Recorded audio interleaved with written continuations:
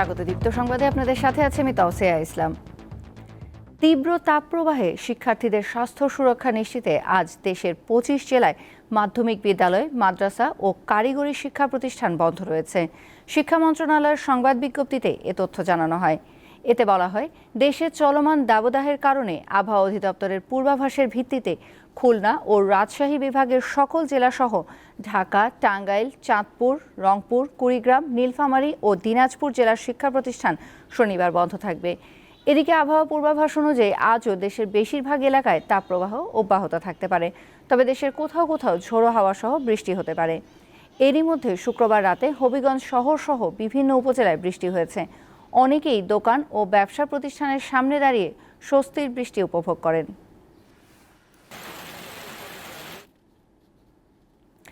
এ বিষয়ে বিস্তারিত জানাতে দিনাজপুর থেকে সরাসরি যুক্ত আছেন সহকর্মী সুলতান মাহমুদ।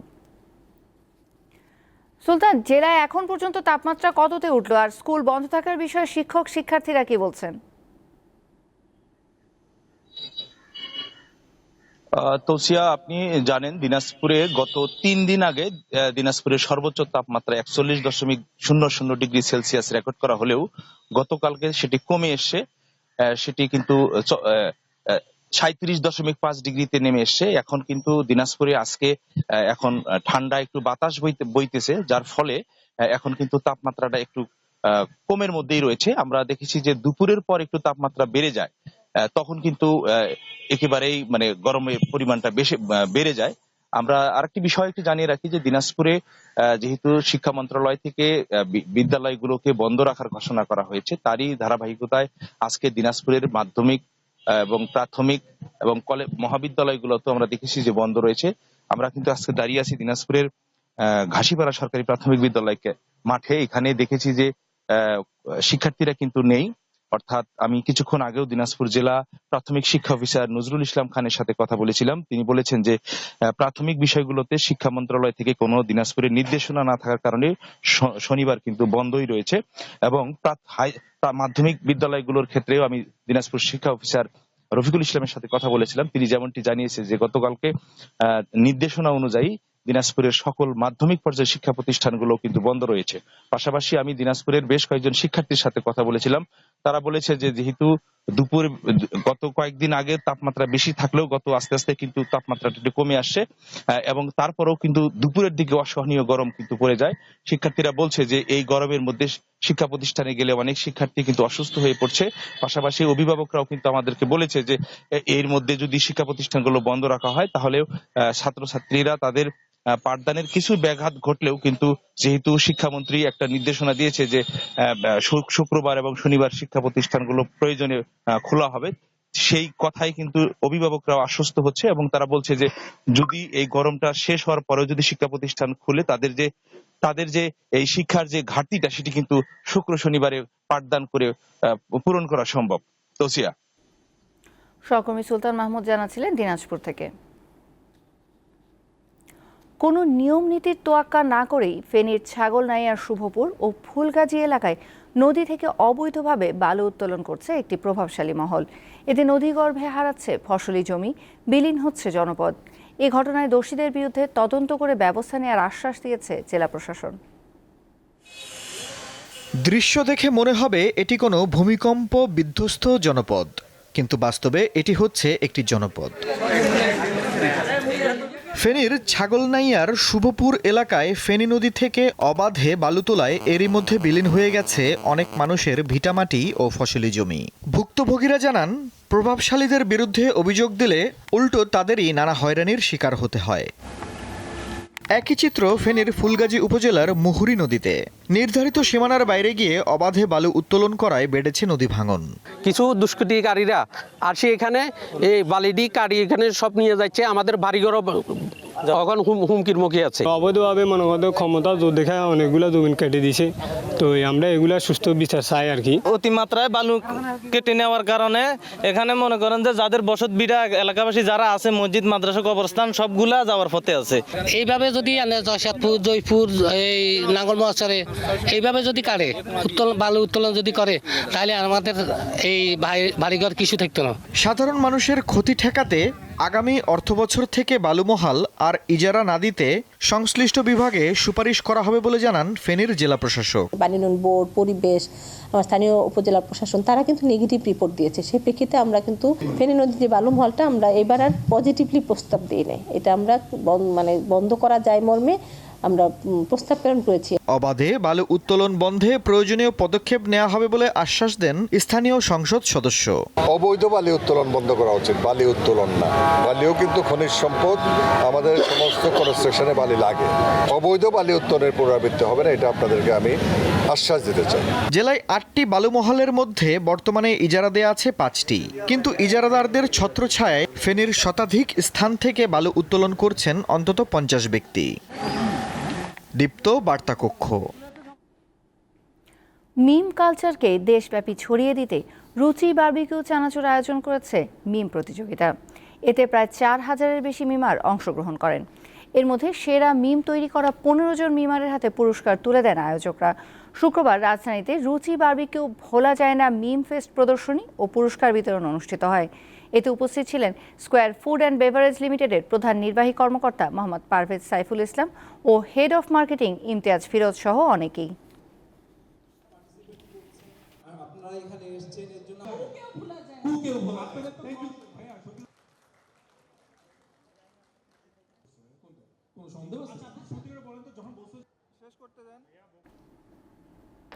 দেশের বাইরের খবর। যুক্তরাষ্ট্রের বিশ্ববিদ্যালয়গুলোতে ফিলিস্তিনপন্থীদের বিক্ষোভ ছড়িয়ে পড়েছে বিশ্বের বিভিন্ন দেশে। বিক্ষোভ চলছে London, Paris, Rome, Sydney, Tokyo ও বৈরুতেও। এসব বিক্ষোভ থেকে অবিলম্বে গাজায় ইসরায়েলের হামলা বন্ধের দাবি জানানো হচ্ছে। পাশাপাশি ইসরায়েল ও গাজা যুদ্ধকে সমর্থন করে এমন সব কোম্পানির সঙ্গে বিশ্ববিদ্যালয়গুলোর সব ধরনের সম্পর্ক ছিন্ন করার দাবি তোলা হচ্ছে। অস্ট্রেলিয়ার অন্তত 7টি বিশ্ববিদ্যালয়ে তাঁবু টানিয়ে অবস্থান নিয়েছেন যুদ্ধবিরোধী ফিলিস্তিনপন্থী বিক্ষোভকারীরা। এ নিয়ে ক্যাম্পাসগুলোতে উত্তেজনা তৈরি হয়েছে। ব্রিসবেনে কুইন্সল্যান্ড বিশ্ববিদ্যালয় বিক্ষোভের গুরুত্বপূর্ণ কেন্দ্রে পরিণত হয়েছে।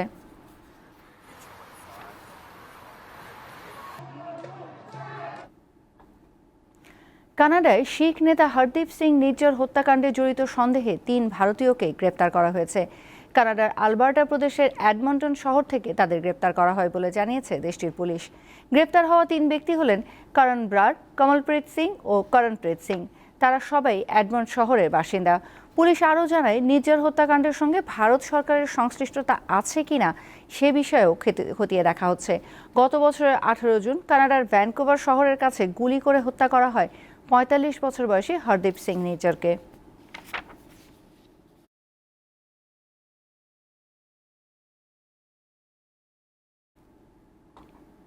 হালকা নীল রঙে ছেয়ে গেছে জাপানের হিটাচি সিসাইড পার্ক। মাইলের পর মাইল শুধু নীল রঙের নেমোফিলা ফুলের দেখা মিলবে সেখানে। মনোমুগ্ধকর এই দৃশ্য দেখতে জাপানের ইবারাকি অঞ্চলে মানুষের ঢল নেমেছে। নীল রঙের এই ফুলের নাম নেমোফিলা, বেবি ব্লু আইস নামেও পরিচিত এটি। যখন এই ফুল ফোটে তখন বাগান যেন পরিণত হয় নীল সমুদ্রে। জাপানের ইবারাকি অঞ্চলের হিটাসিনাকায় হিটাচি সিসাইড পার্কে এর অবস্থান। 1991 সালের প্রতিষ্ঠিত এই পার্কে যেতে রাজধানী টোকিও থেকে সময় লাগে 2 ঘন্টা। মনে হচ্ছে একদম মেঘের মধ্যে হাঁটছি, খুব উপভোগ করছি সময়টা। আমি প্রথমবার এলাম। সত্যি বলতে দূর থেকে দেখলে মনে হবে নীল কার্পেট বেছানো পার্ক।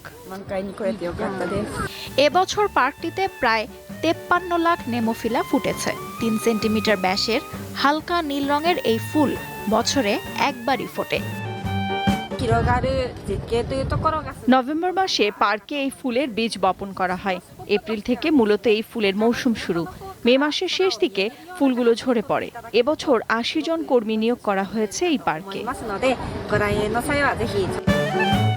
পার্কের অন্যতম আকর্ষণ এই ফুল। কয়েক হাজার পর্যটক ও ফটোগ্রাফার এই সময়টির জন্য অপেক্ষা করে থাকে। ফুল ফোটার সময় একটি উৎসব হয়, নাম নেমোফিলা হারমোনি। লুৎফা ফৌজিয়া, দীপ্ত, বার্তা কক্ষ।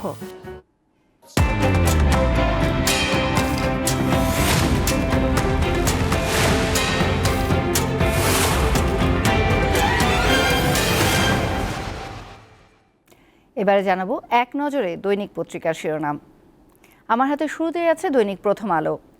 তাদের প্রধান শিরোনামে আছে দেশে দেশে ছড়িয়ে পড়ছে বিক্ষোভ, ইসরায়েলের আগ্রাসনের প্রতিবাদ। ইসরায়েল ফিলিস্তিন যুদ্ধে ইসরায়েলের বিরোধী আন্দোলন বিশ্বের বিভিন্ন দেশে যে বিশ্ববিদ্যালয়গুলোতে ছড়িয়ে পড়ছে সেই সংবাদটি তারা প্রধান শিরোনাম করেছে। এর বাইরেও আছে উত্তরাধিকার বসাতে মরিয়া মন্ত্রী সংসদ সদস্যরা, উপজেলা পরিষদ নির্বাচন নিয়ে আওয়ামী লীগের বিভিন্ন প্রার্থীর আত্মীয় স্বজনদের যেভাবে মনোনয়ন দেওয়া হয়েছে সেগুলো নিয়ে প্রতিবেদন করেছে তারা। এছাড়াও আছে অদক্ষ সিডিএর কাঁধে 2400 কোটি টাকার বোঝা, ঋণের বোঝা, চট্টগ্রাম উন্নয়ন কর্তৃপক্ষের উন্নয়ন নিয়ে এই প্রতিবেদন তাদের। এছাড়াও আছে যুক্তরাষ্ট্রে মারমুখী পুলিশ, আরও 400 গ্রেপ্তার। এটি মূলত হচ্ছে ইসরায়েল বিরোধী যে আন্দোলন চলছে তার খবর। এরপর আমার হাতে আছে দৈনিক সমকাল। তাদের প্রধান শিরোনামে আছে অপরিকল্পিত 4 প্রকল্পে গচ্চা 65 কোটি টাকা। চট্টগ্রাম সিটি কর্পোরেশনের নতুন যে পরিকল্পনা নেওয়া হয়েছে সেটা বিষয়ে এই প্রতিবেদন তাদের। এছাড়া আরেকটি প্রতিবেদন আছে আন্দোলনের তহবিল আত্মসাৎ বিএনপির নেতাদের। বিএনপির বিভিন্ন আন্দোলনের সময় যে ঘটনাগুলো ঘটেছে ভিতরের খবরগুলো তারা প্রকাশ করার চেষ্টা করেছে। আরও আছে এবার উপজেলা চেয়ারম্যানকে লক্ষ্য করে বদির গুলি, ভোট নিয়ে বিরোধ, থানায় জিডি। এরপর জানাবো দৈনিক ইত্তেফাকের খবর। তাদের প্রধান শিরোনামে আছে ভুল সিগন্যালে বারবার ঘটছে রেল দুর্ঘটনা, পর্যাপ্ত জনবলের অভাবকেই দুষছে রেল অধিদপ্তর, পশ্চিমাঞ্চলের চেয়ে পূর্বাঞ্চলে দুর্ঘটনা বেশি। এছাড়া একটি সদ্য ঘটা দুর্ঘটনার খবর তারা দিয়েছে। গাজীপুরে 2 ট্রেনের সংঘর্ষ, চালক সহ 4 জন আহত, 3টি তদন্ত কমিটি গঠন, 3 জন বরখাস্ত। এছাড়াও আছে অতি দাবদাহের পর অতিবৃষ্টি ও বন্যার শঙ্কা, মঙ্গলবার থেকে সিলেটে পাহাড়ি ঢলে বন্যার সতর্কতা। আরও আছে আউটডোরে 10 টাকার টিকিট কেটে ডাক্তার দেখালেন প্রধানমন্ত্রী। এরপর আছে দৈনিক যুগান্তর।